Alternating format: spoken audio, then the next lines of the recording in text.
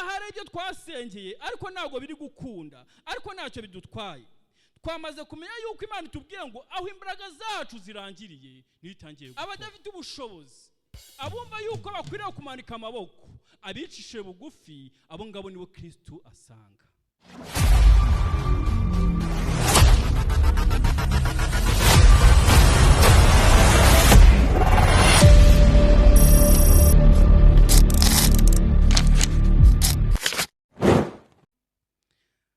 Ibyo aribyo byose abantu banyuze hano cyangwa se amakorari yanyuze hano, ibyo nari kuvuga byinshi babivuze, nanjye ngiye gushyiraho akadomo hanyuma twitahire.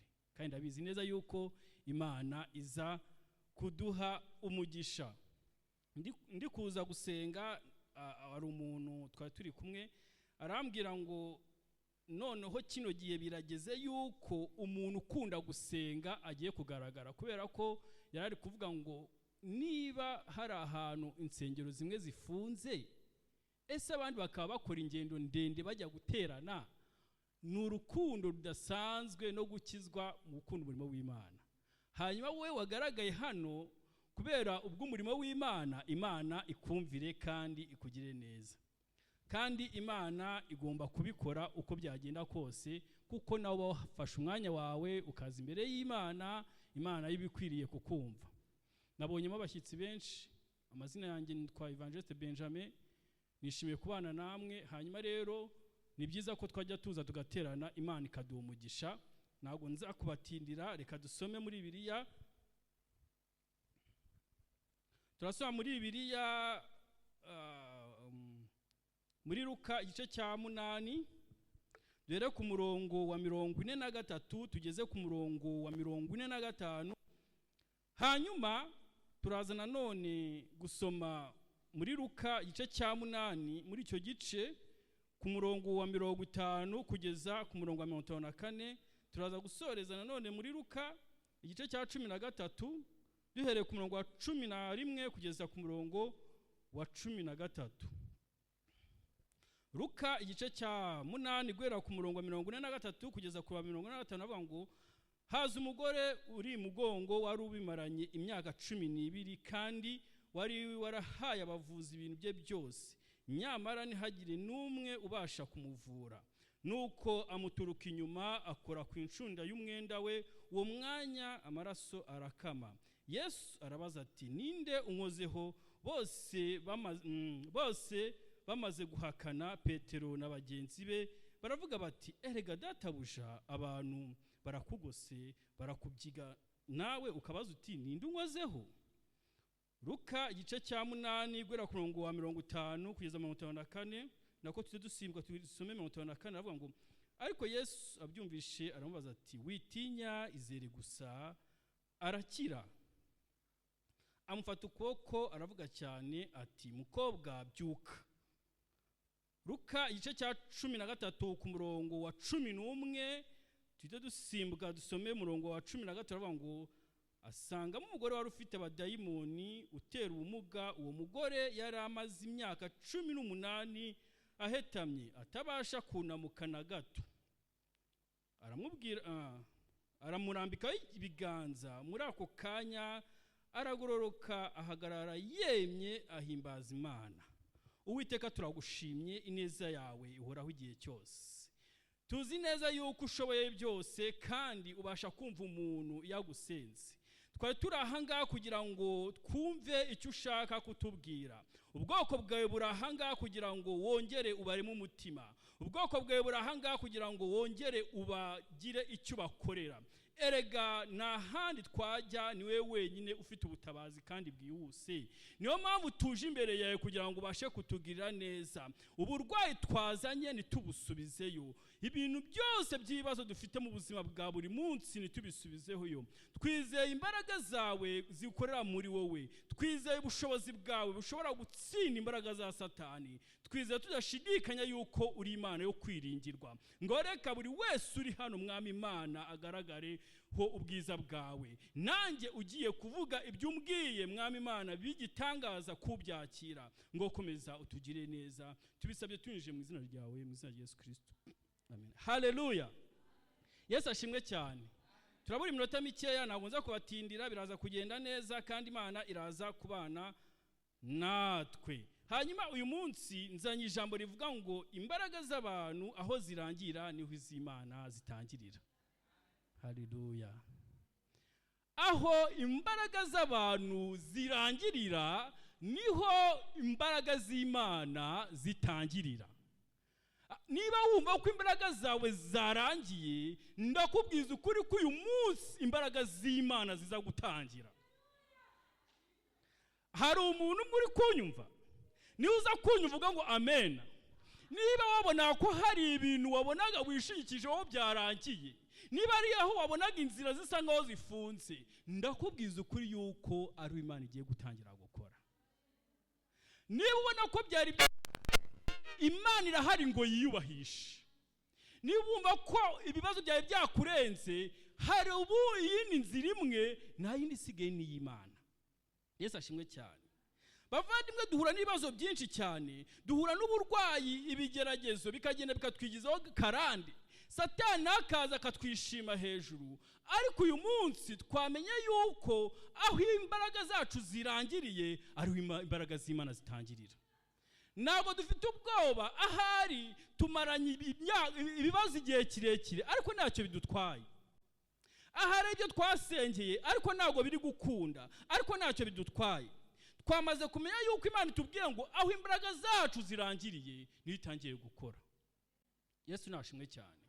Kristo abasha kuba mu ruhande rwacu, kandi ntabwo aba mu ruhande rw'abantu bafite imbaraga, ahubwo aba mu ruhande rw'abajyanye nkeya, abadafite ubushobozi, abumva yuko bakwiriye kumanika amaboko, abicishe bugufi. Abo ngabo nibo Kristo asanga. Mu gihe ugitera imibare ukabona birakunda, mu gihe upfundapfundikanya ukabona birakunda, aho ngaho urakirwanirira. Ariko niba ubona bidakunda, ni byiza ko twamanika amaboko tukavuga ngo Yesu, turakwiringiye, ngaho ngwino nawe imbaraga zawe zikoreye muri njyewe. Ibyagucaga intege bihinduka ubusa, ahubwo Imana ikaba umugenga wawe mu bihe byose. Ndi kuvuga ngo Imana iyo uyemereye ikakubera umuyobozi, nawe ubasha gutsinda ibikurwanya. Ubasha kubwira Satani ukamubwira ngo sinitaye uko ijoro rireshya, uko bizagenda kose buzacya. Reka nkubwira ko nta mvura idahita, reka nkubwira ko nta bibazo bitarangira, reka nkubwira ko nta ndwara Imana itakiza, reka nkubwira ko Imana yacu ishoboye byose. Ibigaragara ngo bidashoboka ku Mana birashoboka. Hari umuntu kunyumva? Ibigaragara ko bidashoboka ku Mana birashoboka. Muri Yesu dufite ubutware bwo kubwira dayimoni ngo ceceka. Erega dufite ibihamya birenga kimwe ko Imana izatugirira neza. Dufite ibyiringiro bitahuye n'ibyari byo byose, kubera yuko dufata ibihe byacu byahise twabijyanye n'ibihe tugasanga turabatsinzi ndetse no kurushaho. Abaririmbyi bararibye ngo fata ifoto yawe yahahise, ngo noneho ngo ubigeranye n'iki gihe, urabona impamvu zo kugira gute? Zo gushima. Haleluya. Ibitarakwisha cya gihe ntabwo bizakwica nonaha. Ya nzara wanyuzemo bigaragara nkaho yenda kuguhitana, ubu ntacyo yagutwara. Satani nicyo gihe cyo kumwishima hejuru, ukamubwira ngo Satani naragucitse, naho uzambonera. Haleluya. Satani naragucitse, nahantu uzambonera. Ndakubwira, twasomye muri Bibiliya tubona abantu bari bamaranye urwaye igihe kirekire, tubona ibibazo bigoye, tubona uriya mubyeyi wari umaranye uburwayi imyaka 12. Ahari yarabonaga akabona nta yindi mpamvu n'imwe yo kubaho, anatekereza ngo igishoboka ni ugupfa. Ariko Yesu ahageze birakunda. Yesu nashimwe cyane. Iyo Yesu ageze mu rugo rwawe, impinduka ziragaragara. Iyo Yesu ageze mu buzima bwawe, impinduka ziragaragara. Iyo Yesu ageze mu kazi, ubona abakiriya. Iyo Yesu ageze mu byo ukora, impinduka ziragaragara. Hanyuma ugashima Imana, ukavuga ngo si njye urimo, ahubwo ni Kristo uri muri njyewe. Ese muri kunyumva? Hari umuntu uri kunyumva umwe? Yesu nashimwe cyane. haleluya. Bibiliya itubwira ibikorwa Yesu yagiye akora, ariko mu by'ukuri ntabwo twavuga ngo tubirangize. Tugerageza kuvugamo bikeya, ariko Yesu yakoze ibitangaza byinshi igihe yari ari hano mu isi. Ndamye nashidikanya ko ibyo banditse ari bikeya. Yesu yakoze byinshi cyane bitandukanye, ariko mu by'ukuri bimwe mu byo tuzi bikwiriye gutuma natwe dukomeza kwizera Imana. Ibyo nta bindi. Hari umwana cyangwa se hari umutware witwaga Yayiro, ngo yari umutambyi wo mu sinagogi, yari umukozi w'Imana. Ngo igihe kimwe umwana we araremba, amaze kuremba agira ubwoba, aravuga ngo ahari iki ni cyo gihe ngiye guseba, cyangwa se umwana wanjye agiye kugenda. Ariko yibuka ko hejuru y'izindi mbaraga hari imbaraga z'Imana. Yibuka ko hejuru y'ibigeragezo hari imbaraga z'Imana. Yibuka ko hejuru y'uburwayi hari imbaraga z'Imana. Yibuka ko hejuru y'ubukene hari imbaraga z'Imana. Aravuga ngo ngiye kureba Yesu ahari icyo yankurira. Reka nkwibutse, uzi ko uriya muntu yagiye kureba Yesu umwana we akiri muzima, gusa yari arembye. Ariko Yesu mu gihe yari ari mu rugendo, ngo ari kugenda, ngo ahura n'undi wari urwaye. Iyo Yesu uhuye nawe ntabwo gusiga uko wari umeze. Mu kintu muri kucyumva, nari mvuze ngo iyo Yesu ahuye nawe ibyo birahinduka. Ngo uwari umurwayi wari umaze imyaka 12 nawe afite ikibazo cy'ubumuga, amenya ko ngaho Yesu aza kuhanyura. Aravuga uko byagenda kose ndaza kugerageza, ariko Yesu umukoreho. Uyu munsi ugerageza, uyu munsi Yesu umukoreho. Uko byagenda kose umukoreho, ntabwo bisaba imbaraga nyinshi cyane. Nuko umukoreho gusa ukakira igitangaza. Mwibutse ko uwo muntu atari ari muri gahunda ya Yesu, ariko kubera yuko Imana yari imufiteho umugambi, nawe yakira gukira binyuze mu rugendo Yesu yari afite agiye kwa Yayiro. Ngo hanyuma ngo arahagarara, ngo aravuga ngo ariko ninde unkozeho? Ba Petero aravuga ngo ibyo ngibyo ntabwo twabimenya. Ngo nyamara hari umuntu unkozeho, numvisha imbaraga zimvuyemo. Uyu munsi dukore kuri Yesu natwe twakira igitangaza. Uyu munsi dukore kuri Yesu natwe twakire amashimwe. Uyu munsi dukore kuri Yesu dukire indwara zananiranye. Haleluya. Ngo amaze kumukoraho, ngo hanyuma wari umaze kumukora agira ubwoba, aramubwira ngo ni njyewe. Hanyuma Yesu aramubwira ngo ugenda kwizera kwawe kuragukirije. Yakira igitangaza bitewe no kumukoraho. Nyuma gatoya amaze kumukiza, haza umuntu yihuta cyane, aramubwira ngo byashoboka ko aho warigiye wahareka, kuko nubundi wowe wari ugiye gukiza yapfuye. Hejuru y'imbaraga z'abantu hari imbaraga z'Imana. Hejuru y'imbaraga z'abantu hari imbaraga z'Imana. Mu gihe kimwe bari bavuze ngo Lazaro yapfuye, Yesu yarasibiye, arongera asiba, aravuga ngo nzagenda ariko nzamukangura. Ntabwo yasinziriye, arasinziriye. Ntabwo yapfuye, arasinziriye. Maze abikora neza, aravuga ngo kugira ngo bazatazavuga ngo hari ubundi bushobozi budasanzwe cyangwa ari akandi kantu kamfashije, ndasiba mari iminsi 4 nzagenda Lazaro kandi nzamuzura. Nekeza nashidikanya ko uyu mwana nawe yamaze kuva mu mwuka. Hanyuma aravuga ngo ni byiza ko nagenda nkongera nkababwira ko data ashoboye byose. Amaze kugera kwa Lazaro, murabizi, yasanze abantu bari kurira, aratangara cyane. Aravuga ngo nubwo bizi twajyaga tubana, tukajya bakaza tukabana ahantu hatandukanye, ariko imbaraga z'Imana ntabwo bigeze bazizera. Bene data, hari abantu batizera imbaraga z'Imana, ariko twebwe turavuze ngo reka twizere imbaraga z'Imana kugira ngo Imana yongere tubere ibyiringiro. Aravuga ngo Lazaro ntabwo yapfuye, yasinziriye. Ni nako byagenze kuri uriya mwana w'umukobwa. Aravuga ngo ngomba kugenda uriya mwana nkamureba kandi nkamukiza.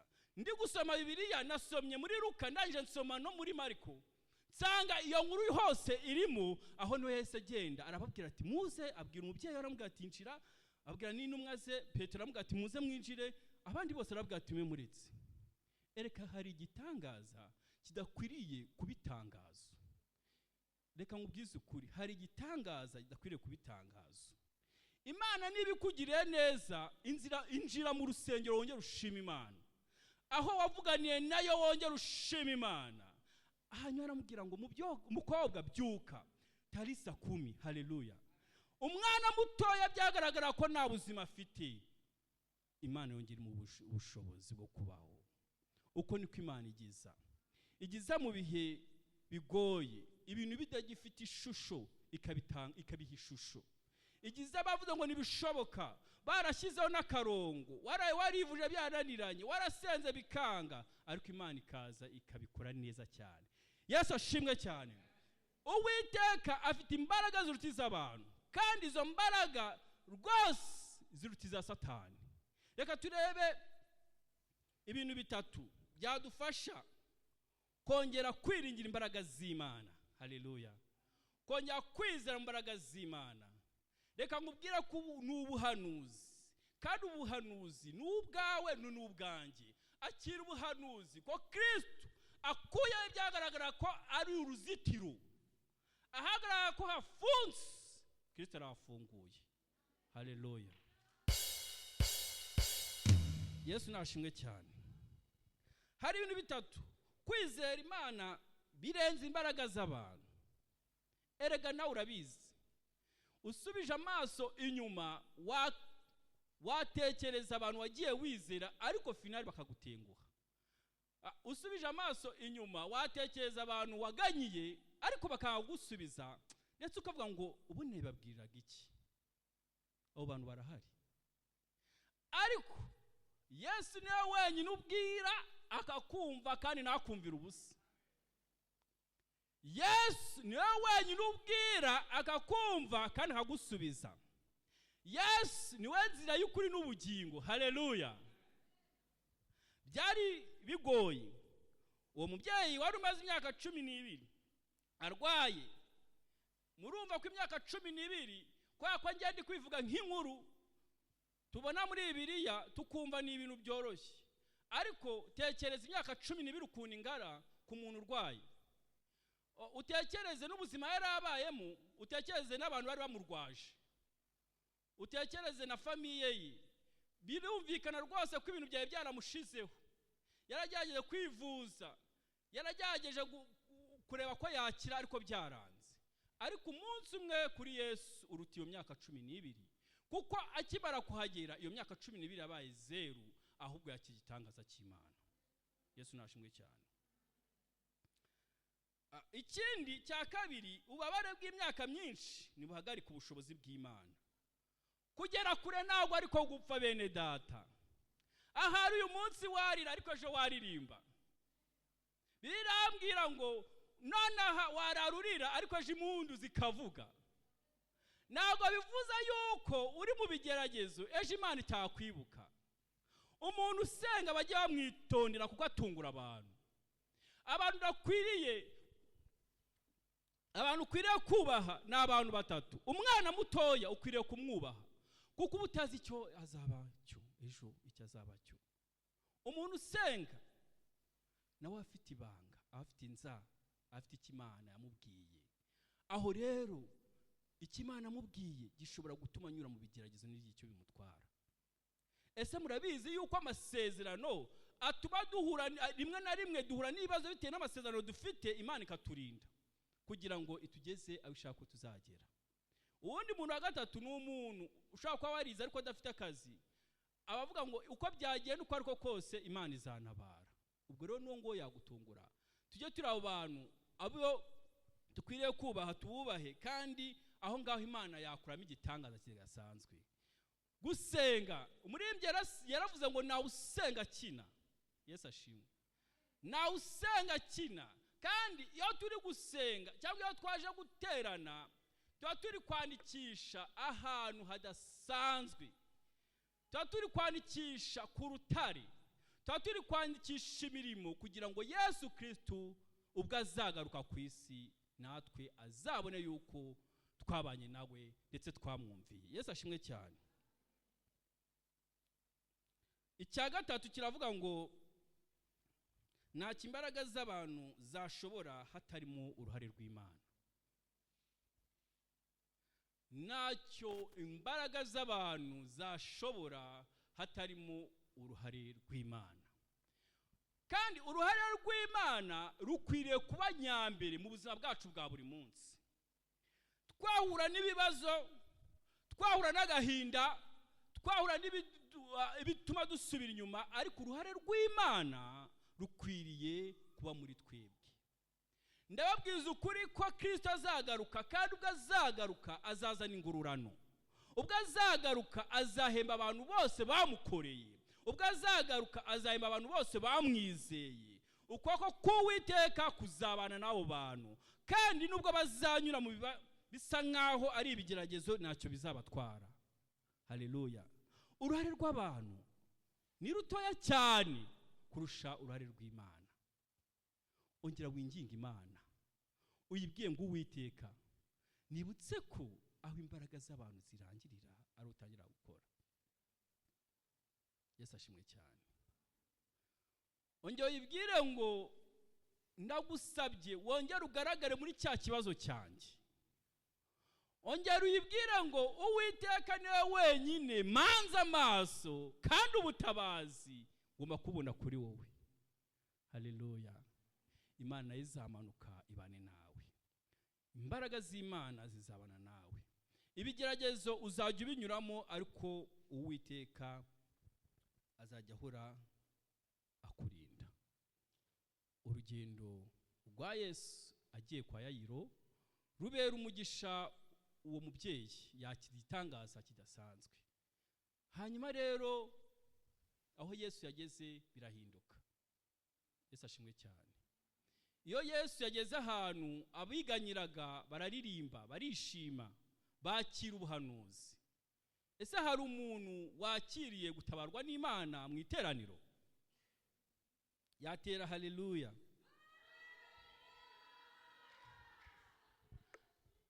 Haleluya.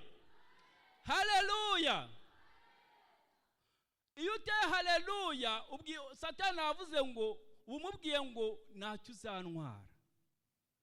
Icyo kibazo urimo Imana yagikuraho.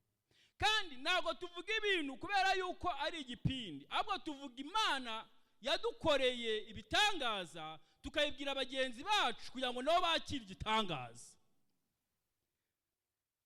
Imana iri muri twebwe ibasha gukora ibyatunaniye.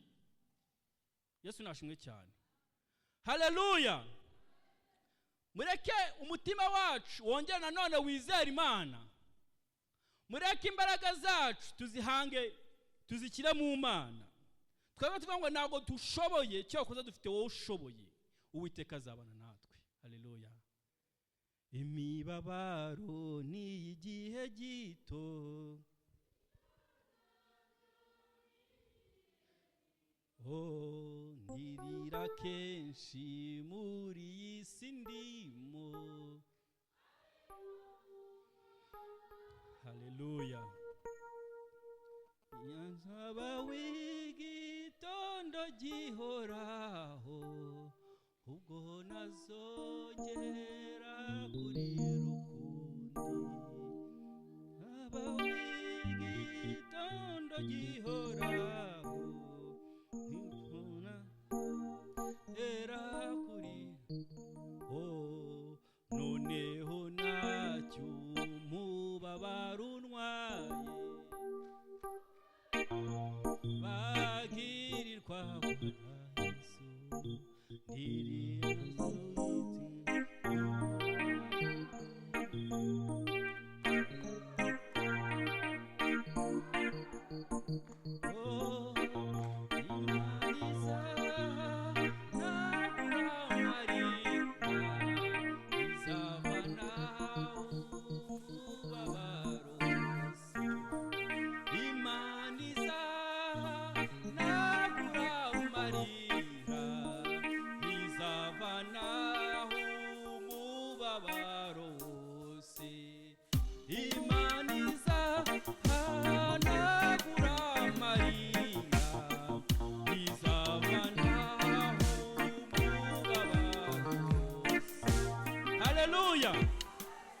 kuvugana n'abantu babona ko nta nzira ihari. Mbere na mbere ariko ndavugana n'abantu barwaye cyangwa barwaje barigera imbere hano tubasengere. urwaye cyangwa urwaje aregera imbere tumusengere. Haleluya. Tumaze kubona ko Kristo ashoboye byose kandi ashobora gukuraho ibyari byarananiranye. Mwibuke ya myaka myinshi cyane bari abantu bari barwaye, ariko igihe Yesu yari yarahageze bakiriye gukira. Namwe nimukira muzaze gushima. Haleluya. Abarwayi nibegera hano imbere, Yesu ashimwe cyane. Abarwayi nibegera imbere, abafite ibibazo nabo twegera imbere. Hari umuntu ufite icyifuzo hano akimaranye imyaka myinshi cyane, aravuga ngo kuki bidakunda. Uyu munsi twamanitse amaboko, turavuze ngo Kristo turwanirire ahari byashoboka. Iyo tumanitse amaboko, Kristo nawe avuga ati nanjye ngiye gukora. Haleluya. Noneho nacyo nkubabara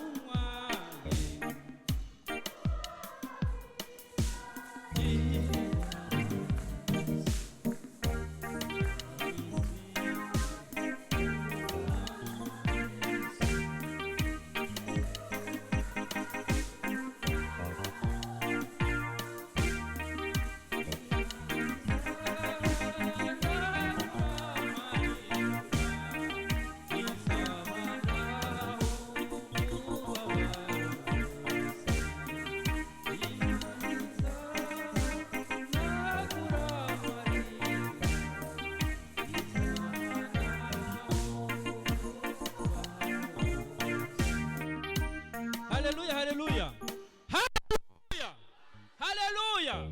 Yesu ashimwe cyane. Ndavugana n'undi muntu umwe. Yesu ashimwe cyane. Undi muntu umwe yagerageje kugira ikintu akora icyo ari cyo cyose, ariko cyaranze. Nawe niyegera imbere tumusengere.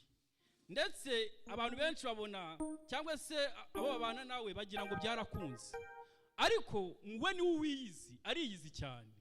Haleluya. Ariyizi. Afite akazi ariko ameze nk'utagafite. Haleluya. Uone turamusengera. Ndaza gusaba abakozi b'Imana, Yesu ashimwe, bajye hari inyuma basengera abantu. Haleluya. Haleluya. Kandi nitujya dusenga Imana igasubiza, bene data mujya mushima Imana, mujya mushima Imana.